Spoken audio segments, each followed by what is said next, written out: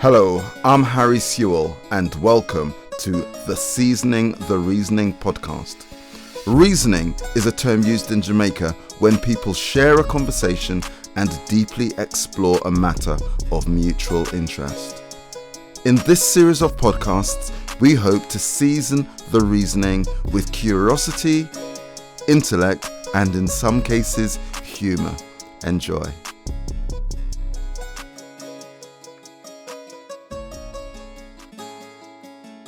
Welcome to episode 4 of the Seasoning the Reasoning podcast. I'm Hári Sewell. My special guest and colleague today is Dr. Suman Fernando. Suman is a writer, academic and speaker on subjects related to race, institutional racism and mental health. His book, Institutional Racism in Psychiatry and Clinical Psychology, was published in 2017. It is a book densely packed with evidence and insights of how institutional racism is manifested in psychiatry, psychology, and our mental health system more broadly. Suman has been working in this field for a number of years, having previously practiced as a consultant psychiatrist in the National Health Service in the United Kingdom. He has a massive body of work related to these subjects and is highly sought after as a speaker.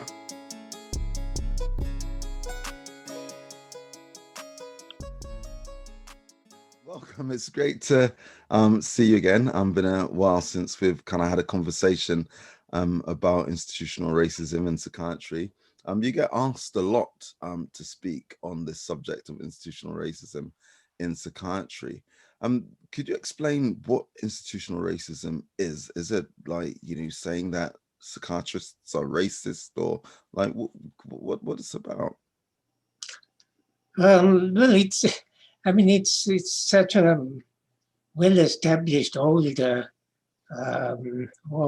term, really, but it's got, I think it's got sort of corrupted and misused partly. And I'm in fact preparing for our chat today. I looked up Stokely Carmichael, and I was reading it. It's really so clear and so precise. His Black Power, the book in the book Black Power, that one. Well, in him, see, I don't know whether you knew that he was one of the main speakers at a meeting at the Roundhouse in 1967. Okay. And that's sort of well known in what might vaguely called anti-psychiatry circles, because that was Lang and Cooper. And they were not anti-psychiatrists. They said they were really pro-psychiatry. She wanted to reform psychiatry. Right. So they were not anti-psychiatrists, but they're frequently called anti-psychiatry movement. Yes. The Ronnie Lang's movement. And they had this meeting at the Roundhouse in 1967. And they published a book about Cooper and others.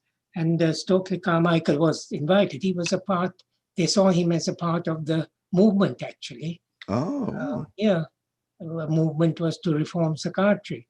And he was one of the main speakers.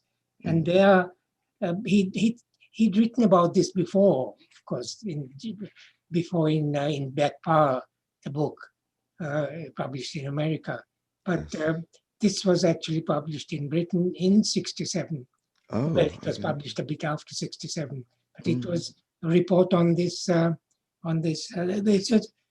was all the speakers' presentations. Okay. Right. And it's. I could really read that a bit, if you don't mind. Yes, yeah, please do. That's in a way one should go back to that, and it's very clear. It's just before you do read, I guess for people listening, it's probably worth us just making the point that we often in England and I guess internationally, the phrase institutional racism is associated with Macpherson following the inquiry into the death of Stephen Lawrence. So that report, published in '99 on page 28, has this 55-word definition of institutional racism that people normally look to. And you're reminding us now that, of course, Stokely Carmichael and Charles Hamilton, in Black Power, very clearly defined institutional racism. But you're also going to read for us something that I've not read, so I'm really keen to hear this. Well, it's very similar to what you said in Black Power, the book, but it's I think in a way that it's fair enough that I remember we used to talk about institutional racism, very early on in the 50s, even not 50s, late 60s, or the same time. I think it picked it up from Carmichael, and people used to dismiss it. Oh well, it's just sort of claptrap. It's this sociological jargon. Doesn't mean anything in practice. That was the attitude, and but it's been talked about for a long time. And this what Stokely and I think it's quite good in a way. Stokely Carmichael was a Trinidadian. He was from Trinidad. He was an immigrant to America, and he had emotional links with many Trinidadians had emotional links with the UK, London, because they had relatives in London mostly, and so that may be partly why he was invited. But anyway, it's very good. He says it is important to this discussion of racism to make a distinction between the two types, individual racism and institutional racism. The first type consists of overt acts by individuals, with usually the immediate result of the death of victims or the traumatic, violent destruction of property. This type can be recorded on TV cameras, can frequently be observed in the process of commission, how the acts are committed. Second type is less overt, far more subtle, less identifiable in terms of specific individuals committing the acts, but is no less destructive of human life. The second type is more the overall operation of established and respected forces in society, and thus does not receive the condemnation that the first type receives. Then he gives examples. The first type, white terrorists bomb a black church, kill children, etc. But when in the same city, Birmingham, Alabama, not 5 but 500 black babies die each year because of the lack of proper food, shelter, and medical facilities, and thousands more are destroyed and maimed physically, emotionally, and intellectually because of conditions of poverty. That is a function of institutionalized racism. When a black family moves into a home in a white neighborhood and is stoned or rooted out, the latter is an overt act of individual racism. And many people condemn that, in words at least. But it is institutional racism that keeps the black people locked in dilapidated tenements where they must live out their daily lives subject to the prey of exploiting landlords, merchants, loan sharks, etc. He goes on like that, and then he says, we are talking about the US, but I think you apply this a little to London. The society either pretends it does not know of institutional racism or is incapable of doing anything meaningful about the conditions of institutional racism. And the resistance to doing anything meaningful about institutional racism stems from the fact that Western society enjoys its luxury from institutional racism. And therefore, were it to end institutional racism, it would in fact destroy itself. And, he enlarges on this. And this is sort of definition. He didn't say this is institutional racism in the way. I think one must remember the context in which these things are said and done. Macpherson was defining, and if you read the main report, there's a lot of discussion about racism. Yes. And what definitions are right and wrong, and misleading or useful. And they had come to this, And I'm told, I think it was Bishop Santamo who was his advisor. I think Santamo. He said that there was discussion between them as to whether they should put. There's a crucial word in that, which is can be seen or detected in processes, attitudes, and behavior which amount to discrimination through unwitting prejudice, ignorance.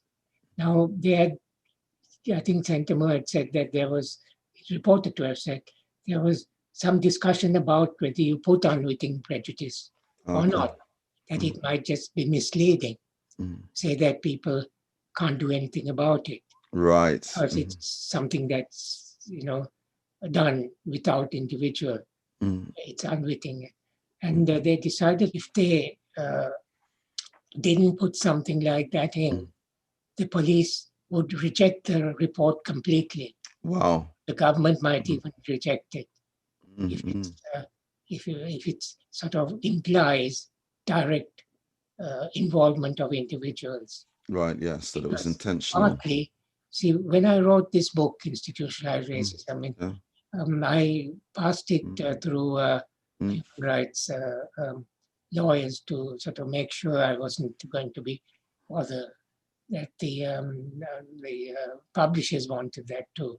They wouldn't be sued for libel. Right, yes. And one simple thing that actually I think Jeffrey Bindman advised, he said, well, he went to her and he said, well, I think you're all right, change this word here and change this sentence. Okay. He said, so long as you don't imply or state that an individual person is racist. Okay. You can talk of institutionalized racism. You can say the person is institutionally racist. Yes. Then that you can't be, you're free, it's not libelous. It can't be quoted as libel. Right. In British law, if you say something like that as to an individual, which is impinging on their character, etc., yes, then you have to prove it. You can prove it, like yes. The famous Oscar Wilde case. Yes. Yes. And if you can't prove it, then you're committing libel. Yes. So it can be not that people would. People say these things, not taken to court, but it run a risk. And if the book is sort of gets highly acclaimed or something, then you might. So there is all that in Britain. In America, of course, you have the Third Amendment or something. Okay. Or, you can say what you like about anybody. Yes. Yeah. Okay. Yeah. You have told. Different rules. Trump used extensively. So this is a sort of the context in which these things are said and why. But they put this in also to so that it gives a police hierarchy, sort of a way of accepting it. But it has led to, I think, the unwitting prejudice thing. They say, well, it's when it's unwitting, you can't blame anybody for doing that, can you? It's a sort of, you can't do anything about it. It's institutional. So your view is different to that. Do you believe that individuals or that systems can be held to account in specific ways? And it's funny, we're going to jump to talk about Ibram Kendi, book that we both share a passion and interest in. So just again for our listeners, we're talking about How to Be an Anti-Racist by Ibram X. But it's a bit more complicated, Harry, because see, in the other day, that film. Well, I better not mention it because in a way most people wouldn't know the film. So if you somebody can be acting in a certain way and making certain diagnoses, for instance, in psychiatry, without much evidence, objective evidence or any evidence at all, say, well, this person is schizophrenic. And you know that he's making that because the man is black or the woman is black. Or because they are lower class or, for sort of racialized reasons, Yes. because they see them as sort of beyond the other, as Manon said, sort of. So you dehumanize people. So see a black person, you give them you veer towards giving a stigmatizing diagnosis, rather than there's a nice diagnosis like depression or anxiety. And that is because they're, well, you can say, is it because they are racist?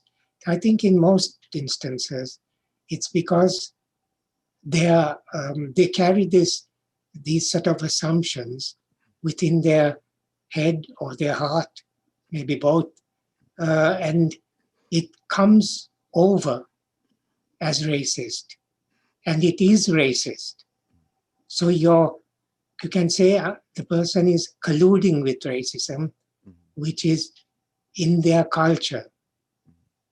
And, or you can say, well, they are racist, but they don't quite understand that they are being racist. And of course, there's this now the popular unconscious racism, I think. Yeah, unconscious bias. Yeah. Unconscious bias. And it has advantages, but I think it has some drawbacks as well. Because again, people say, oh, well, it's my unconscious. Well, I can't do anything about it. Read Freud, you can't do anything about your unconscious. So if you want to get out of it, you can, because that definition allows you to. But so it's not straightforward. I mean, it's much more straightforward. Of course, if somebody sees you and spits you in your face, I mean, there is no argument. No, and indeed. there are laws, and we have the laws to stop that. But with institutional racism, we don't have the laws to stop that. And I can't see how law can work. And I think this was a part of the problem with anti-Semitism and the Labour Party. There wasn't they were saying people are anti-Semitic. They were institutionally anti-Semitic. And people, I won't mention names, but were, I think, anti-Semitic, very well-known labor rights. And but it was institutionalized to the extent, and they didn't know they were being that. Right. Okay. And this is a judgment that you make about the individual. Yes. How much did they realize that? But now I think it's time that people know this. Yes. Yeah. And you make a good link in your book, Institutional Racism in Psychiatry and Clinical Psychology, that was published in 2017. And anybody who's read that will know that this is a landmark and really important book in our field. But you say both disciplines, so this is psychiatry and psychology, are founded on the academic study of psychology and psychiatry, sometimes called medical psychology, and both, and this is the bit, and both arose in tandem within the general field of Western knowledge. And that element, it emerged from Western knowledge. And in the book, you kind of go on to give very clear examples, the study of IQ, etc., how Western knowledge is in itself flawed and corrupted by the kind of racist ideologies, the explicit racist ideologies, and the documentation thereof, in various articles and books that have then gone on to inform psychiatry and psychology. So the very grounding of the disciplines, as you say, within the general Western knowledge seems to be, for me, the link. Because when people think, well, what can we do? Well, I guess the first thing that they can do, rather than thinking of it as being unconscious, is to go back and try and unlearn some of the things that they take for granted, as the pinnacle of knowledge, to realize that actually it comes from a place of racist ideologies. Well, I mean, the whole business of we know what is knowledge, there isn't a absolute knowledge somewhere. It's not. That's it wasn't given to us by God or something. This is knowledge, and we discover it as we discover things, and And I mean, scientific approach, I think, is quite a scientific approach that really came from the Arab, the sort of Islamic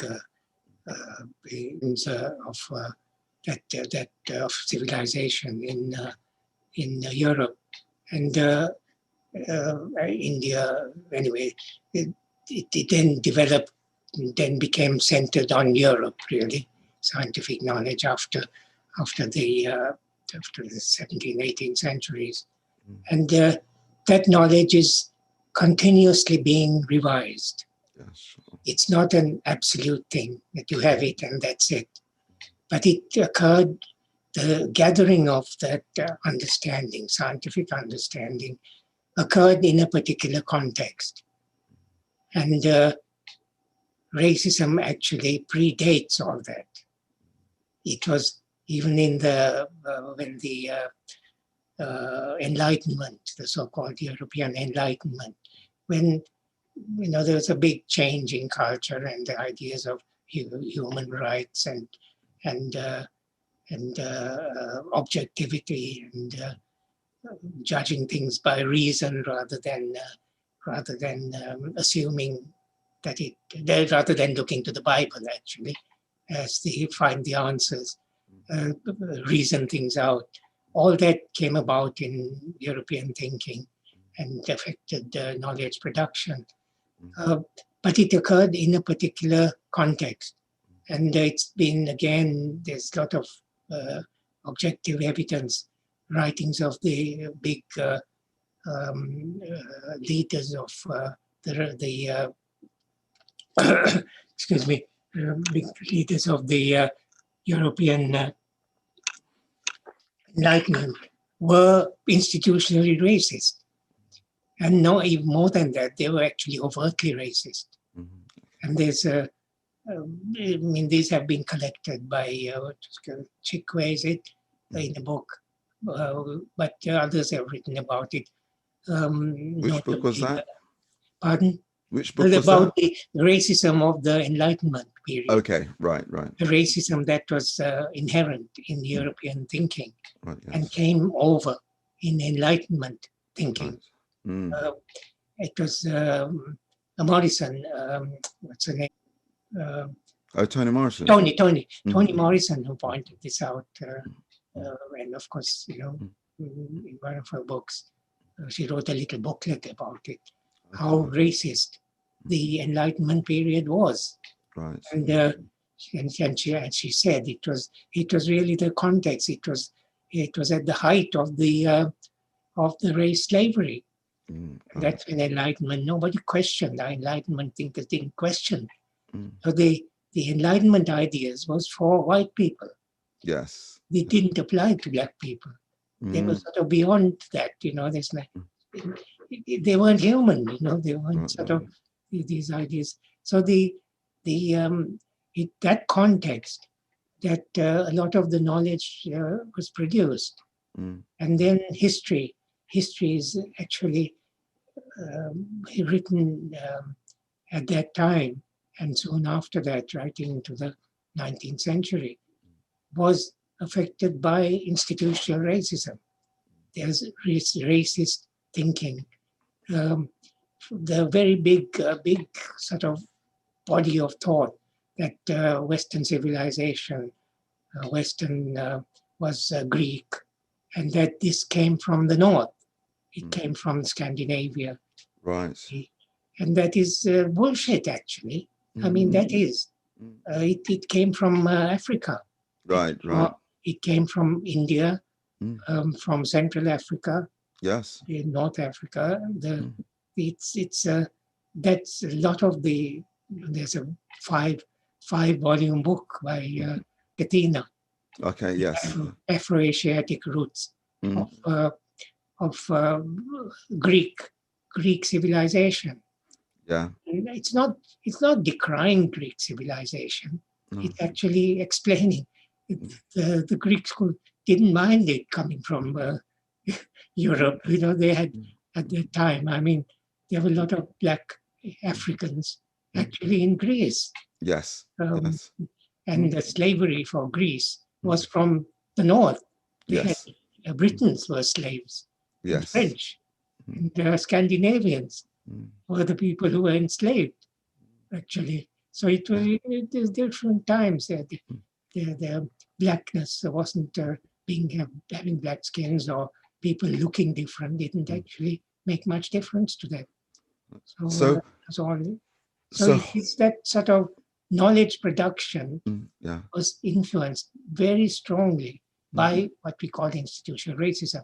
It's the culture of those times. And then, of course, the sort of psychiatry developed also within that, psychiatry and psychology. And could say, well, you can't judge those people who were racist because that was the norm. And it was the norm. I think one has to make these judgments because we want to get past that. We still don't seem to have got past that properly. And this is what Carmichael actually said in the second edition of Black Power. Second, or I don't third, but the edition in 1990s, 94, I think a little before he died. Yeah, when he came as Kwame Ture, after he changed his name. Yes, it was by Ture. And he said, I think in the foreword or the afterward, forward, I think he called it, he said it was his disappointment. He said the civil rights movement tackled overt racism.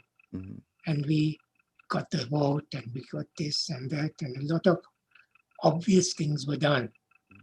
Overt, and there was this anti-discrimination laws, and racism became a bad thing in a way it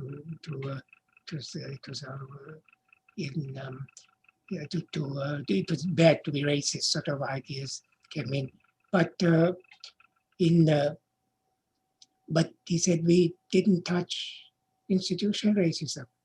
And that was a big disappointment to him. He said, looking back on it, that's the trouble. Right, yeah. We can't, if you leave institutional racism, it'll come up as overt racism soon. Right, okay. And that's what we have today. Yeah. That's what we had in Trump and Boris and all the other rulers in the West now. Not all, but some. Bolsonaro. That's so. So it's a sort of, it's like having a festering wound. You keep covering up, but actually you give it air and it comes out and affects you all over. You give it air. I like that analogy because that's what the festering wound, which and you would say, you get secondaries all over the place. Yes. From that primary, you have to, you need to extract that primary if you don't want secondaries. Yes. Because he has the sort of analogy with cancer because of his own, partly because of his own condition. It's making me think as well, as you're talking, of Jonathan Menzel's book, Protest Psychosis. Again, that kind of tracks, how schizophrenia became a Black disease, how, the civil rights movement, and it's kind of interesting hearing Kwame Ture, Stokely Carmichael's critique, that as you got the rise of resistance, alongside that, you also kind of got the rise of pathologizing the anger or the distress of Black people. And kind of protest psychosis, if people haven't read that, I'd really recommend going and having a look. I know you've got views on that body of work too. On Metzel's book. Yes, yeah. Yes. I mean it's a very important book actually because it sort of provides very clear evidence of how schizophrenia became a Black disease. How the diagnosis, and against the background, which I find fascinating, of how schizophrenia crossed the Atlantic. How it developed. Of course, the idea of schizophrenia, or the notion that was called schizophrenia, yes, occurred, of course, in Europe. Started in Europe, with Kraepelin. Kraepelin, Amel Kraepelin. Yes, but it sort of there was a division there. Kraepelin saw this as a part of degeneration. That degeneration was the sort of pathology of madness. Yes.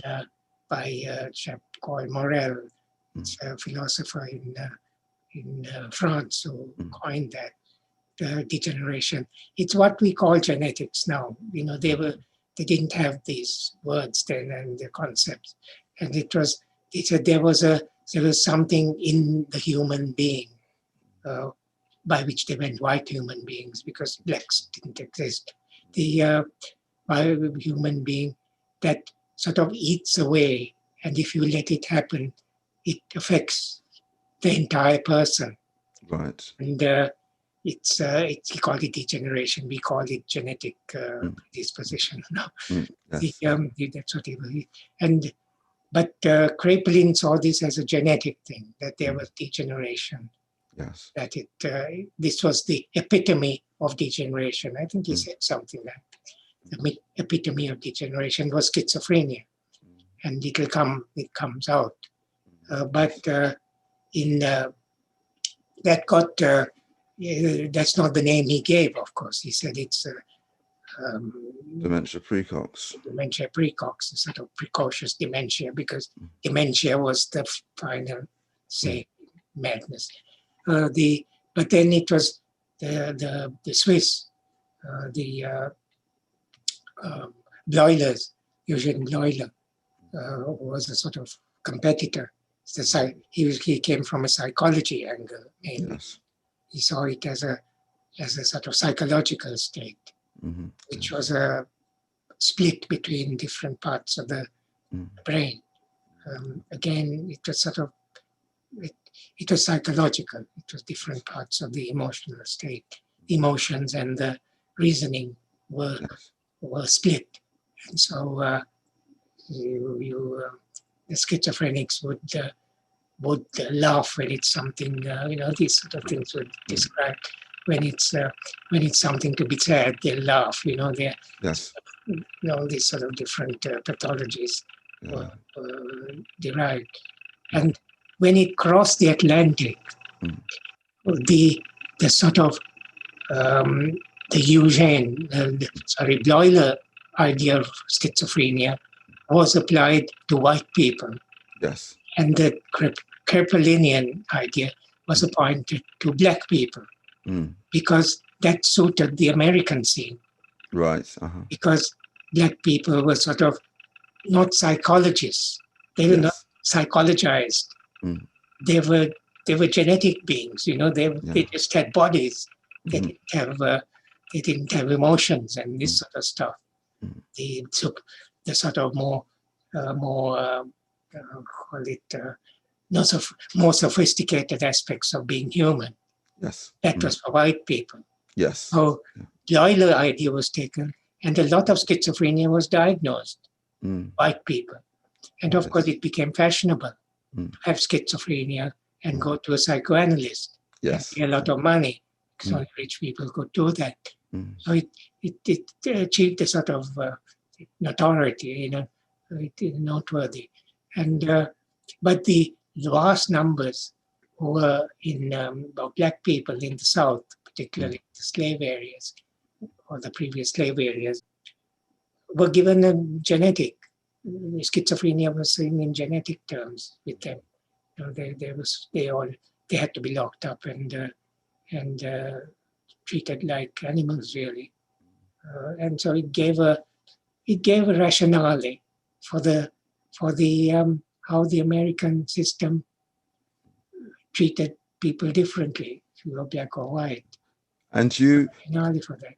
Yeah, indeed. And you make the point that often we talk about the othering of black people and the dehumanization of black people, and you kind of often explain that it kind of goes beyond just othering. Often those devices that you talk about, which is to reduce black people to the kind of biology to the body, and the kind of differentiation of emotion or the intellect that was kind of seen as, the preserve of whiteness, was a clear line of demarcation. And Black people were then, Another thing, I think it's helpful, especially if you can't quite get your head around the institutional racism. I mean, I agree, it isn't so easy to understand as overt racism. Overt racism is quite simple. Yes, yeah. It's very easy to understand, and to label it, to give it that label. But institutional racism is, Michael said, it's subtle. He called it subtle racism. It's a subtle racism. But said it's more dangerous, really, than institutional. Yes. Because it is subtle. Because it is it just carries on, and people can work around it. But it's like having a Bendywood, it's like having a primary cancer, which actually doesn't give off secondaries, and so you miss it. Yes, yeah. But it's there, and it occasionally does things, gives off secondaries. And when you have bad health, there's a crisis, economic crisis. It comes out as secondaries, which are this, which are obvious then. And in 2020, an example of that would be the kind of impact of COVID, which is disproportionate on Black and brown people, not because someone has targeted them, but the pre-existing inequalities in our systems and structures, mean there are, more Black and brown people in the roles where they're exposed, or have less of the freedoms to have space to protect themselves and so forth, or using public transport a lot more because they don't have the kind of income or wealth to support a different lifestyle. So I guess that's maybe an example of the kind of secondaries popping up. Yes, I think that's a more sort of obvious example. And a lot of several people sort of hinged on that very quickly, saying, "Oh, it's institutional racism." But I think this was discounted because they, no, it's to do with vitamin D and this and that. Probably is to do with vitamin D as well. But institutional, the sort of the experience of people at the who are victims of racism is very important. I think when people say, "Well, it just feels like racism." I think that is, in social science, you would take that as evidence. Yes. That's why a lot of the research done because it's schizophrenia, because it's seen as an illness, was medical research. Yes. And medical type research cannot research racism. It's not meant for that. You're wrong, you're up a gum tree by spending all this money doing which the Institute of Psychiatry and places, spent a lot of money, or our money, on doing useless research. By counting the number of people with schizophrenia. Well, why, it doesn't mean anything anyway. In strict objective terms, schizophrenia doesn't mean anything. It hasn't been. You can't use it for research in that sense because it hasn't got scientific validity. It may be, people argue that it's not scientific validity, it's utility, it's usefulness. Yes. A lot of illnesses are like that, It hasn't got scientific validity, and it takes a long time to find that. But it needs a lot of research to find that. But but you can't use that as a objective. Well, you can't assume that it's an objective thing for research. So to use schizophrenia as a criterion for research is not. You end up in a mess. Actually, it doesn't provide any answers. That's why some of the psychiatrists at the institute now say that, they say, well, we don't know why there are more Black people are schizophrenic. We haven't found any evidence of any sort. We just don't know because they're not researching properly. No. The research is, it's not that the research is racist, but actually the research methodology is unsuitable. Right, yes. Yeah. And So actually, this is important to people who understand institutional racism. The way of trying to research that is actually looking at history. It's a sort of socio-psychological, historical approach. And looking at people's experiences. Said, well, it feels like racism. Yes. Well, that is important. Yeah. So a phenomenological dimension, which kind of might be seen as the antithesis of a kind of scientific research. Yes, and I mean, social science is different. Mm-hmm. And people say it's a soft science. I suppose in a way it is, because it hasn't got the very firm grounding in things you can measure. Science is to do with measuring, really.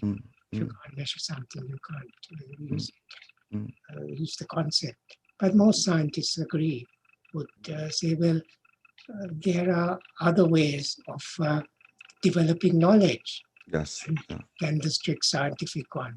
And people's experience, what you feel like, the stories around this are important. And this is the way you look at racism, which you want to, it says, well, it feels like racism. And there, I think, the Macpherson had a very instructive point in his thing, which Jack Straw took up at the Home Minister, instructed the police on that. What Macpherson suggested was that if the police, when the police were called to Stephen Lawrence's murder, they spent about 3 weeks interviewing the parents and various contacts about drug trade, about any connections with people who are selling drugs, because they assume that it's to do with drugs. And they really harass these. And what it said, I think Jack Straw took it up like that really the police were instructed that if you're called to any what they call a racial event, you identify as a racial event. Yes. It means that it could be something to do with racism, because the relatives think it is, or the person who's affected thinks it's a racist statement or racist attack. Then the police must start by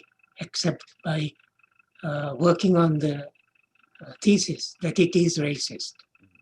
The people's experience. People say it feels like racism. Yes. Then you do that first. Maybe over a week or two you find that it isn't, and then you switch over to but you don't. But what is usually done is, and it's gone back to that with overt racism, that you assume that it's not racist. Yeah. You have to show that it's racist before they follow that line. Right, of course, yeah. So the balance is shifted. So it's actually, it's about culture, the police culture, but it's also about instructions to the police, because they go by steps, Yeah, yes, yeah. And so that made a difference, I think, for a time, but it sort of slipped back again.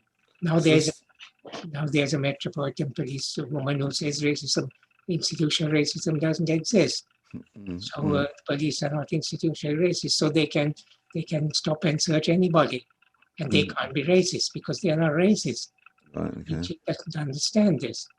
Is there a read across for psychiatry, kind of going back to racially aggravated crime as a framework, or the way in which you're describing police investigations? Is that relatable to psychiatry if we kind of think about how we might tackle? I think it is. I mean, it's again, if you look at the history, that's how psychiatry started. It was, how do you put people away and lock them up? That was the So what are the criteria you use to justify separating people from society and putting them away in institutions as far away from their home as possible? That was really the essentially a caricature almost of what psychiatry was. It was about the great so-called asylum movement. It was for removing people from society. We called the alienists. We were the aliens who decided who is regarded as alien to society. Put away. In Britain, of course, that was the term. It was also because on the continent, this philosophy was that it's about alienation, that you were alienated from the psychology, rather, alienated from being human, as it were. That you were there is alienation, and that's what Fanon really worked on, disalienation. How do you disalienate people who are alienated? That's a sort of approach that was popular in psychology in the continent. Britain, it was a bit different, but similar ideas, because the doctors were called mad doctors. They were not called alienists. They were doctors who were ordinary doctors who were a bit funny. They were mad themselves. Right. Okay. That was even in the 60s, 70s. If you said you're a psychiatrist, well, yeah, I can see that. Okay, yeah. You're a bit. That's the sort of caricature. That's a stereotype of psychiatrists, and this is. I think this plays into. Psychiatry is still struggling to be real doctors, to be accepted as real doctors. Yes, yeah. And earlier on, you juxtaposed the Age of Enlightenment and the kind of science, the rise of science, with meaning. You didn't use the word meaning, but much of what you were talking about, you kind of write about in many of your books, and Pat Bracken and Phil Thomason, Post Psychiatry, also talk about meaning and how meaning is kind of supplanted in the dialogue and replaced by this notion of, well, we're looking for concrete science. Hence, you're talking about the research around schizophrenia that's looking for some physical concrete evidence, when actually people are speaking from their personal points of view, and meaning gets lost. Yeah, well, research. The word research covers a very large field anyway, because scientists, the sort of physics and chemistry are the sort of seen as the most scientific, the hard science, and social science, and they're called sciences, seen as sort of soft sciences. But in other cultures, this sort of difference didn't occur, and invest in sort of the medical systems that developed and were stopped from developing by colonialism. So they remain underdeveloped for about 200 years in Indian medicine. I don't know much about African medical systems, which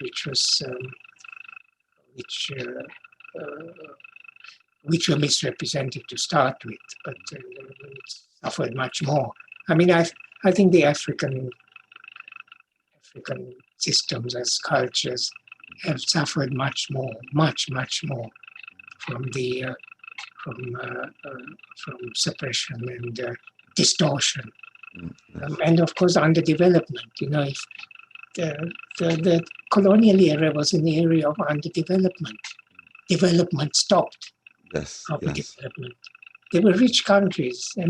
Rich areas. There are some Indian critical historians have written several books now on this, investigating what was the GDP of China and of India and parts of Africa. the West African empires, etc.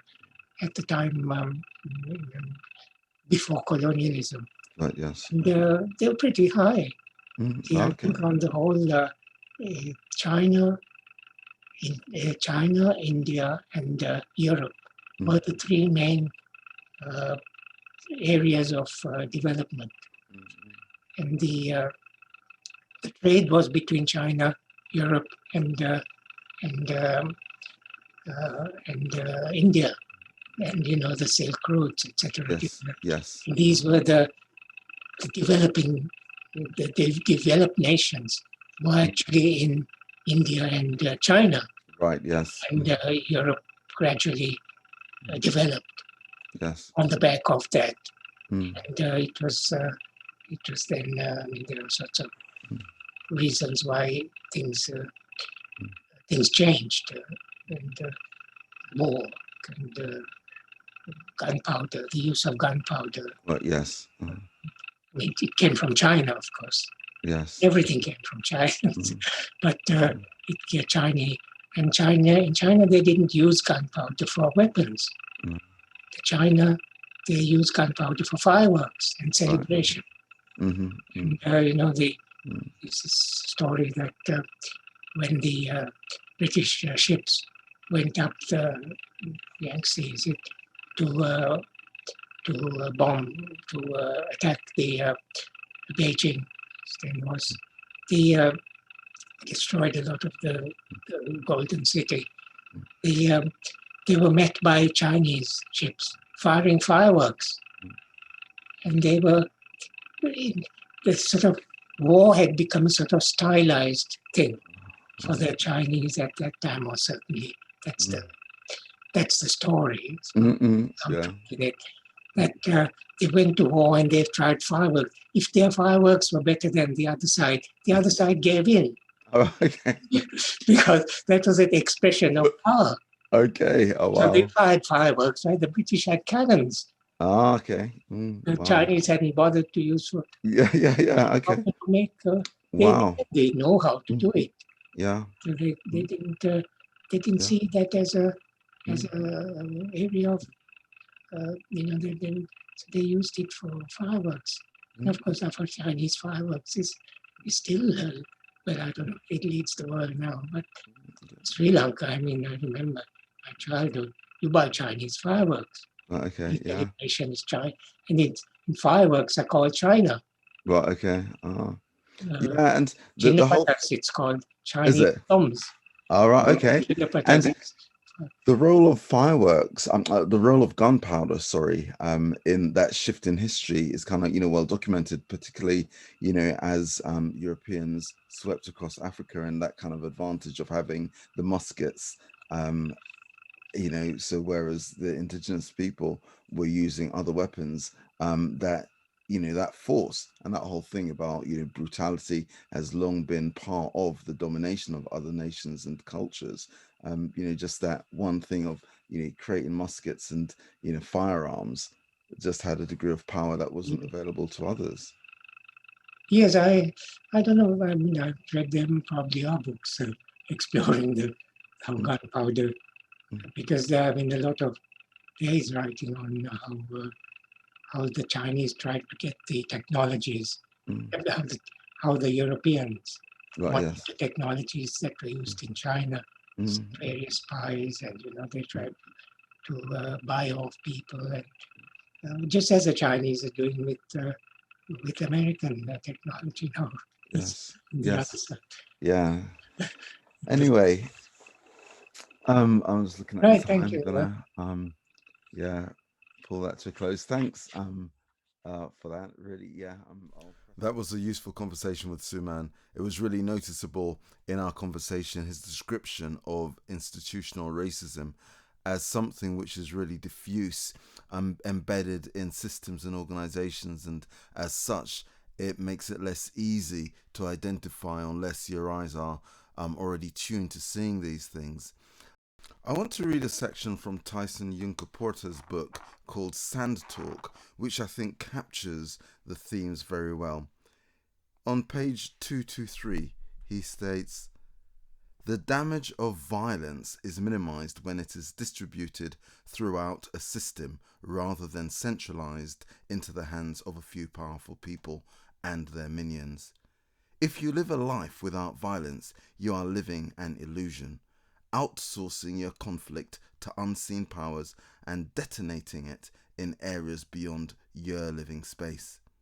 Most of the southern hemisphere is receiving that outsourced violence to supply what you need for the clean, technological, peaceful spaces of your existence. The poor zoned into the ghettos of your city are taking those blows for you, as are the economically marginalized who fill your prisons. The invisible privilege of your technocratic one-sided peacefulness is an act of violence. Your peace medallion bling is sparkling with blood diamonds. You carry pillaged metals in your phone from devastated African lands and communities. Your notions of peaceful settlement and development are delusions peppered with bullet holes and spears. As I said, that's from Tyson Yunkaporta's Sand Talk. The subtitle is How Indigenous Thinking Can Save the World. So I think that captures very well what Suman and I discussed. I would encourage you to read Suman's book, Institutional Racism in Psychiatry and Clinical Psychology, published in 2017, and also visit his website, sumanfernando.com. Thanks for listening.